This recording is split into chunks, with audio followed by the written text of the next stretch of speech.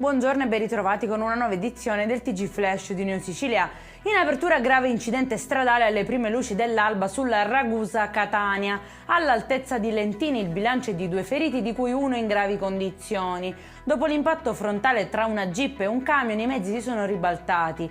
Coinvolta anche un Audi A3 i cui occupanti fortunatamente sono rimasti illesi. La strada è stata chiusa al traffico per effettuare i rilievi.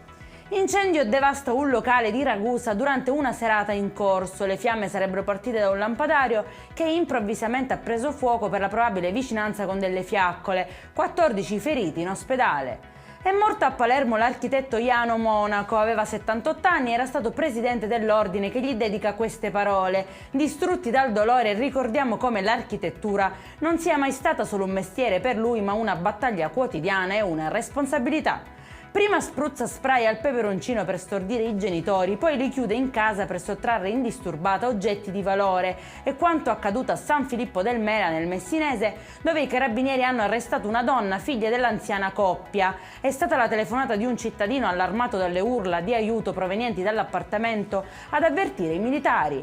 E in chiusura la Sicilia è al quinto posto in Italia per tasse non riscosse. Ammontano a 87,8 miliardi di euro le somme non pagate. In testa alla classifica Lazio, Campania e Lombardia.